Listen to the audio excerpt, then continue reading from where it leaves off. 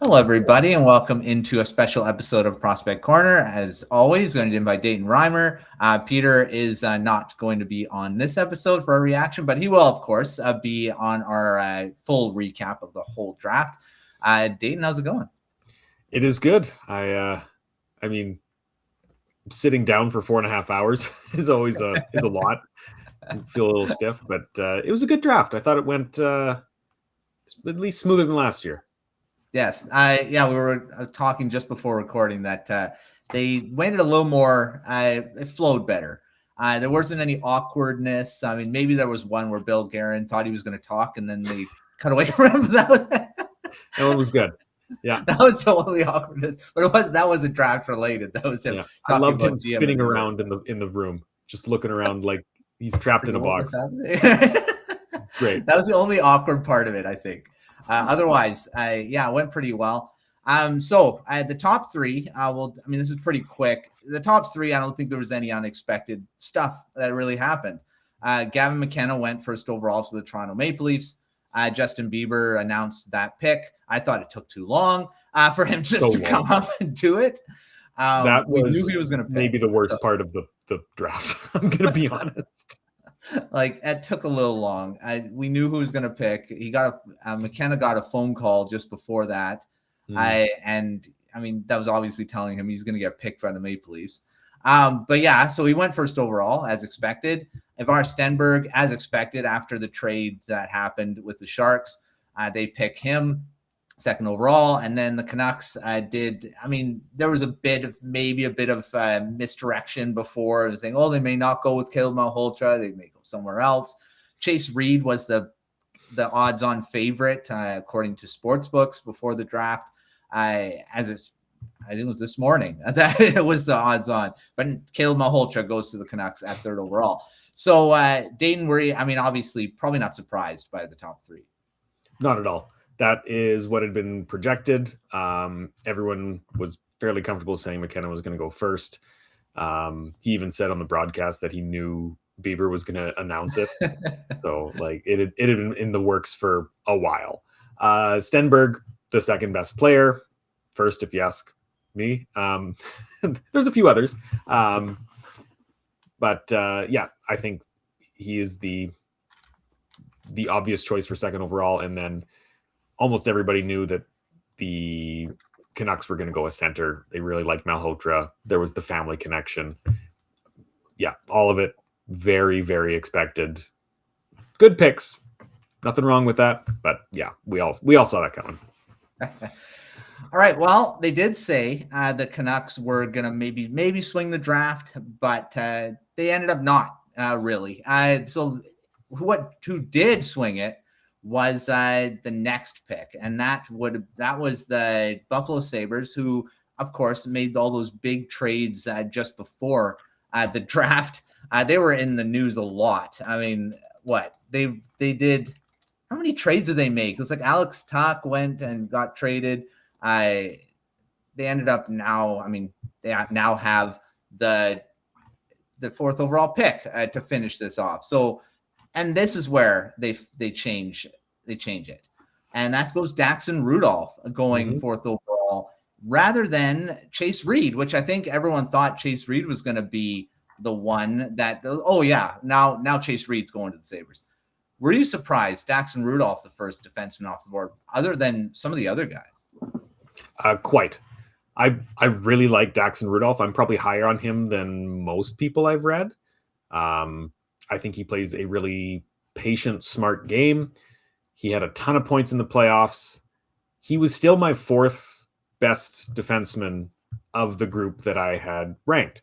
I think we all thought that Chase Reed was going to go in this spot. Yeah. And if not him, maybe Keaton Verhoff. And if not him, maybe Albert Schmitz or Carson Carroll. There was four other guys who I would have taken first. But the Sabres liked Rudolph, and I think it's a bold pick, but I don't think it's a bad pick.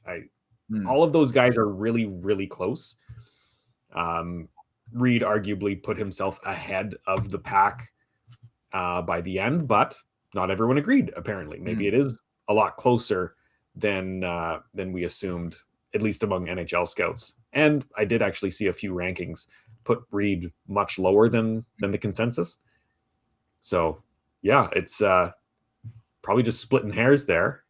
And this time, Rudolph was the top choice. Yeah. I mean, the Sabres, of course, traded Bowen Byram to the Sharks and got, Daxon Rudolph now to kind of maybe replace him down the line. He's a much more physical defenseman as well and has that offensive upside. And then the Rangers go with Albert Smits. Again, we're thinking Chase Reed. I mean, they'll go Chase Reed. I thought the Rangers were going to go with him. I didn't. I go with Schmitz. And then Calgary goes Carson Carrolls. I thought Chase Reed was going to the Flames too. And it goes down to 7th. Chase Reed goes to the Seattle Kraken. Do you think with this run of defensemen, were you surprised that Reed did drop that far to the Kraken? Who I think just gets a heck of a guy at that point. Yeah, I think it's almost a case of Shane Wright, if you remember that draft, where he didn't go first and then everyone else just had their guys already. And so he dropped to 4th. And I think that's kind of what we saw with Reed. He needed to go 4th. Otherwise, he was dropping to 7th. The Rangers really like Schmitz and the Flames really like Carrolls. Flames really want a left shot anyways to go with Parekh, I'm assuming. And Carrolls is, he's fantastic. One of my favorites. So, yeah, Chase Reed ends up with the Kraken. I will mention one thing about Rudolph, though. They said on the broadcast he's more physical. I don't know if he is. He's strong. He definitely is a strong player. He's 6'2", I think, and got a very good build. But I did see a stat that says he averages a quarter of a hit every game. He's not throwing his weight around. So I'm not sure where this scouting report is coming from. You can read my profile. I wrote it about him. Yeah, I don't know. I heard that and I'm like, maybe he is. I don't know. But I don't know. We'll see. We'll see what happens. He's not an in-your-face defenseman. He uses a lot of intelligence and deception when he's playing. So yeah, I don't know. I think that was Cosentino though. So he's got some interesting takes for sure. That's a very nice way to put it. Yes. Yeah. All right. So 8, Vigo Bjork. I thought the Flames, and there was buzz that the Flames were going to take Bjork. They really liked him, but obviously liked Carrolls a lot more, so they go with him. The Jets get him, which, I mean, they're not. They haven't hesitated to get smaller players in the past. So I mean, are you surprised Bjork going to the Jets at this point? Probably the best player. There was talk he was going to go in the top 10. Yes, I'm glad that he went in the top 10. I think he had talent to be in the top 5, but there was no way that he was going to get in there. He was just too small. And you like a bit more of a sure thing when you're drafting in the top 5, it seems. But to see him go 8th, I think, is a sign that maybe the NHL is shifting a little bit towards accepting the smaller guys who have shown, and Bjork definitely has shown, that they can play against bigger, tougher competition. And it didn't faze him at all. He was still one of the best under 18 players in Sweden, despite standing, 5'9"? Yeah. So like size is not an issue, and the Jets agreed. So they took him 8th. I thought he was going to fall out of the top 16 because we've seen that with top players before. Yeah. I liked it too. I mean, there was I did make a bold prediction that Bjork was going to go to the Canucks at 3rd overall, but I mean, that'd be great. It didn't happen. I'm happy with Caleb Malhotra coming to the Canucks. So it was a good pick, and Bjork's a good pick to the Jets. 9, Keaton Verhoff going to the Sharks. I mean, we'll talk about a little later about who kind of maybe won the first round, but Verhoff was talked about as, maybe a long time ago now, but that he was the 1st overall pick potentially. But he dropped off, went down to 9th, and the Sharks get their defenseman and their top forward in this. So, I mean, is this a big deal for the Sharks getting him here? I don't know if it's a big deal. Like I kind of mentioned, there's that group of defensemen who were all really, really close. And I didn't mention Verhoff because I was just looking at those top 5. But he's definitely in there. It's literally splitting hairs between what do you like better? Do you want someone who has a little bit more size and is a little bit more of that mean player? Then you want to go Verhoff. He's a very good two-way defenseman. He's I'm trying to remember here because they are all so close. What did I write about him again? I put him 8th. So that was kind of right in the range that I would have been comfortable taking him. He was in consideration for first overall, but I think his slower adaptation to the NCAA pushed him back a little bit. He also wasn't amazing at the World Juniors. He was there. He played. I thought he looked good, but he played very little. He just he was like a 7th defenseman there.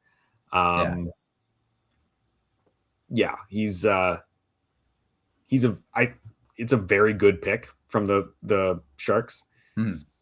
I think for me though, that's a good range for him. I'm overstating it if with being a really big deal, but I mean the big deal is that I thought that they got their defenseman, and I mean this is probably what they were hoping for when they got this 9th overall pick, is that they were able to get the defenseman and getting Ivar Stenberg as well. Everyone's saying, "Oh, Reed is dropping. They might end up with Chase Reed anyway." It was really close for that happening, right? Which would have been crazy. And then the 10th overall pick, Wyatt Cullen to the Nashville Predators. I mean, is that a surprise, him going in the top 10? From the conversations leading up to the draft, I don't think so. People were really high on him. I think we talked in a previous Prospects Corner about how he's a bit of a Beckett Seneca. He has grown a huge amount. They mentioned that an injury came because of his growth spurt. He's got a sky-high potential. Easily the best player at the USNTTP. I can't say it. It's annoying. I think that is where he was expected to fall. Getting into the top 10. Yeah, people are really high on him, and I think it's deserved. For sure. All right, well, there's the top 10. I mean, we'll talk obviously a lot more about him in our next episode of Prospect Corner, of where if we were expecting this top 10 or anything like that. But other surprises, and we talked about a few, and that Jackson Rudolph probably being the biggest surprise where he went. But overall in the draft, were you surprised by any of the picks or anything that really happened in this first round? Lots of trades. I mean, obviously, there's a bunch of guys moving, NHL players moving. Dorofeev, JJ Peterka got traded. Sebastian Cossa is going to Utah Mammoth. I mean, that one was a little bit. Red Wings getting back into the first round by trading him. Lots of stuff happening, really. And that's probably why it took a bit longer for the draft as well. Yeah, the Cossa trade I didn't see coming. McTavish trade I thought was surprising. Yeah. Like, he'd been in the rumors for a while, but for them to get was it 2 first-round picks for him?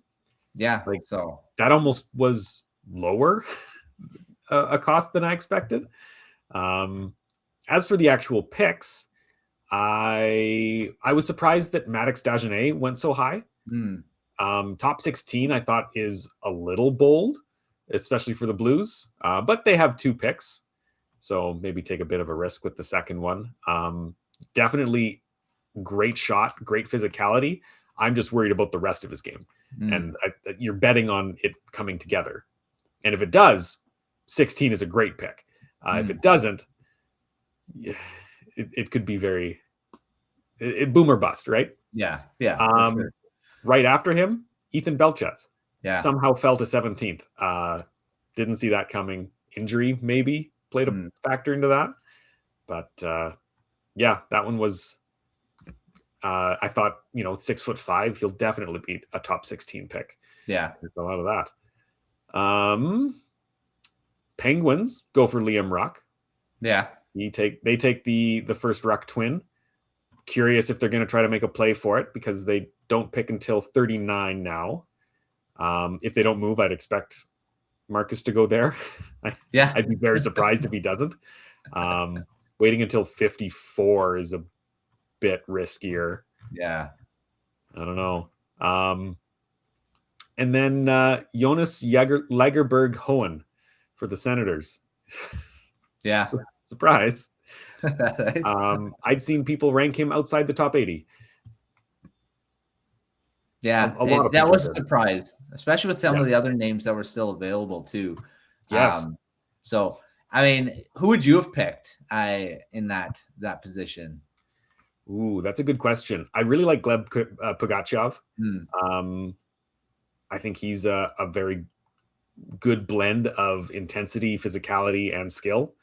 A bit riskier, but in this range you are just taking risks. Jack Hextall I really liked. Give him a center. Tommy Blale, tough to pass up on a guy like that. Yeah, but from what I've seen, it might actually be worth the swing. I don't know. I mean, Peter really likes him. He wrote his prospect profile, and I mean, I had him actually going to the Canucks in the second round. Okay. So I mean, so I was hoping that he would fall down there, but that was where the range was. I thought he was going to be a second round pick, but obviously not at 25th. So yeah, I don't know. I mean, he's got a lot of upside. He's a great shot, great shooter, power forward. So I mean, I don't know. I think he might be a good swing at 25. We'll see what happens there. I liked Adam Novotny. We're not there yet. I got surprises. It's not a surprise. I mean, Novotny's probably that was where he was going to go. Sokolovsky was an interesting one. He's big. I mean, he's a massive defenseman, but not projected. He wasn't projected to go in the first round, but like you said before recording, you were saying that there was talk that he could be a first rounder maybe. So I mean, and the Flyers like their big guys still. But yeah, I don't know. I think the surprise is the biggest one. I think for me was Daxon Rudolph going where he did. He was probably going to be a top 15 pick, but I didn't think that high. Yeah, there were some people who are really low on him, like putting him second, third round, which I find very surprising that they have so much concerns about that style of play. He does look passive out there, and there are maybe some questions on his quickness of his reads when he's making decisions, especially on defense. Offensively, he's fantastic. A great shot. Uses a lot of deception, creativity with his puck movements. Definitely worth, in my opinion, a top 10 pick. Yeah, top like fourth overall. That caught me. I had no idea. Yeah, I especially when you got the other guys that were, of course, we've been talking about for the last few months being right there. So yeah, we'll see if that's a good pick. Won't know for a while, but yeah, we'll see. All right, now we'll go to the favorite picks. I jumped ahead. Favorite picks or stories of the first round. I mean, this you can include the trades as well. Who are your favorite picks, or even just, I mean, teams that their draft class so far here? Ooh, I got a few, and I'll make them quick. Number 12, Alexander Command to the Devils. He's a fantastic player. I think that's a really smart pick. He's a really smart player. I really liked that selection. Honestly, I liked what the Senators did. Lagerberg Hohen is a risk because he's missed so much time. The brief moments that have been circulating they look good. So there is something there. And then Jackson Cover for the 32nd pick. Excellent. He was right on the precipice of my first round, so I put him 33rd. I love how hard he works, especially in the playoffs for London. Like, he was just going at it all the time. And he had a lot of awareness to make some really, really good plays. Probably, in my opinion, London's best player in the playoffs. So, liked what the Senators did. Man, Marcus Nordmark to the Ducks feels such like a Ducks pick. Yeah, I thought that too. Like, he was projected to be a second rounder, but man, that makes so much sense. That feels right. Yeah. Yeah. I thought that same thing when they said the name. I'm like, yeah, that fits. Yeah, who else would they take, right? Yeah. For sure. And then, yeah, I like what the Flames did. I think they got their guys and they got good value out of where they were selecting. That's Jack Hextall is one of my favorites. I think I had him 16th or something like that. I really liked him. And then Carroll's one of my favorite defenders. Saw him play a couple of times, and he was involved in every single play that ended up in a goal in the games I was watching. Like, I don't know how you can be that influential when you step on the ice. Yeah, really big impact player. So those were some of my favorites. Yeah, well, I'll start with the Canucks because I love their two picks. I mean, Caleb Malhotra, of course, I've liked him for a long time, and even before Manny became the head coach. It's a great story, and I don't think it's going to be as big of an issue as everyone's. I think they're blowing it out of proportion that it's going to be drama and stuff with having him as the coach. And I agree with what Jason Bukala said. Is like this is talking about foundation for a team. Like a decade. You're hoping a decade down the line, and is Manny Malhotra going to be the coach for a decade?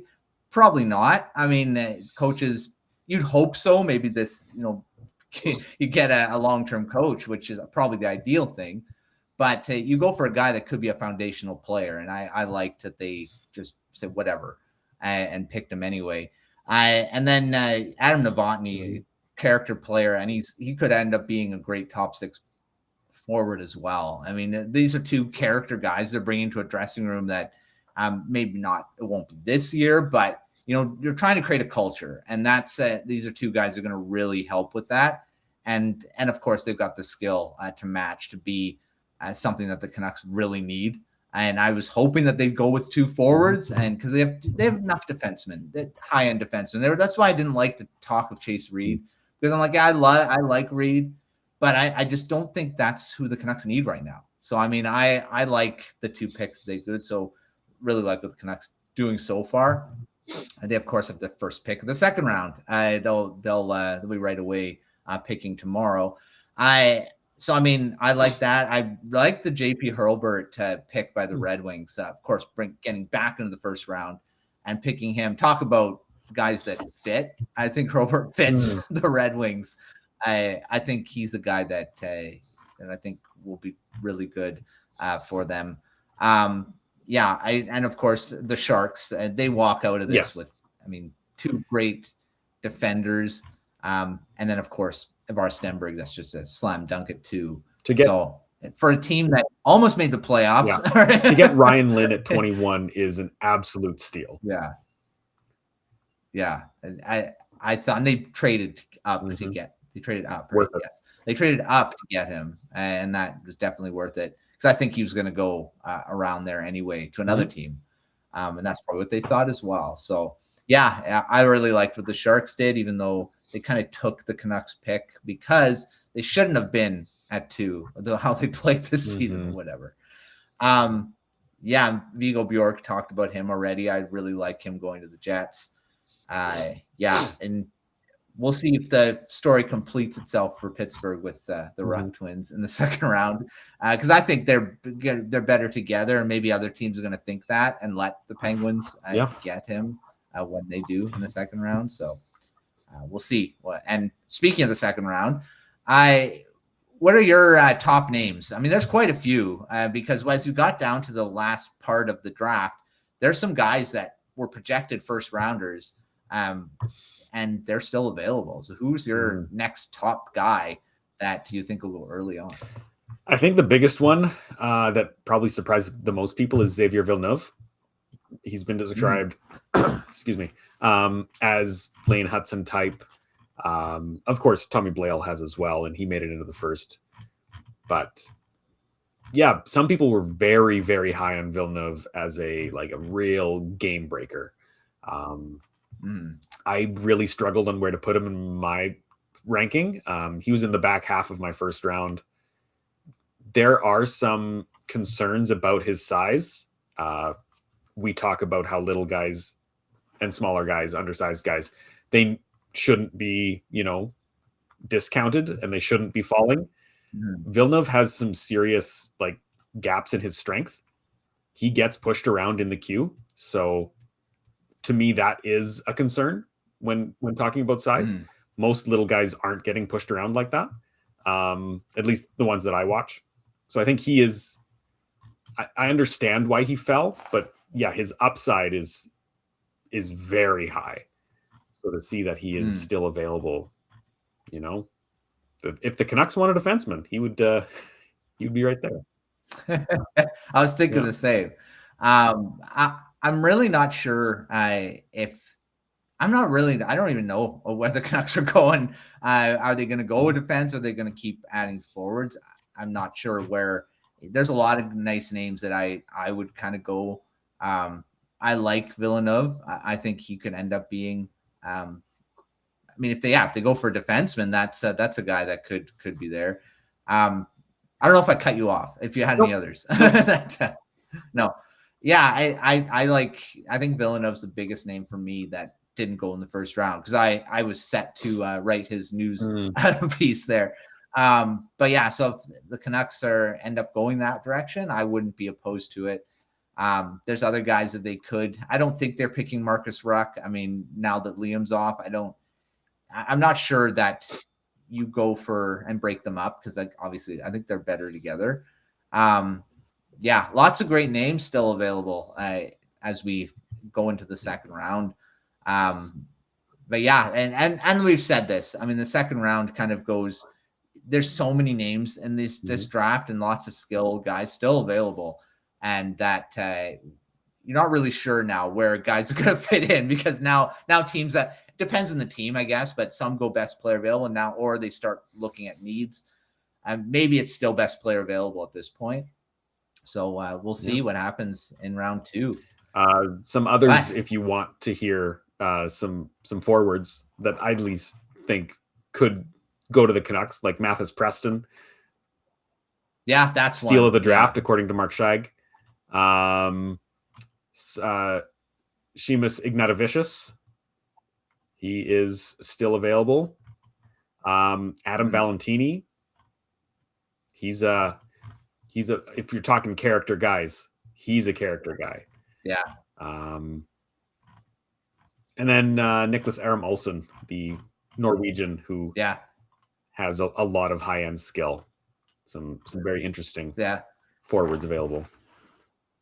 I'm waiting for the Canucks they always draft at least one Swede, although the scouting staff hasn't changed, but the up part of the front office has. So I don't know if that's going to change anything.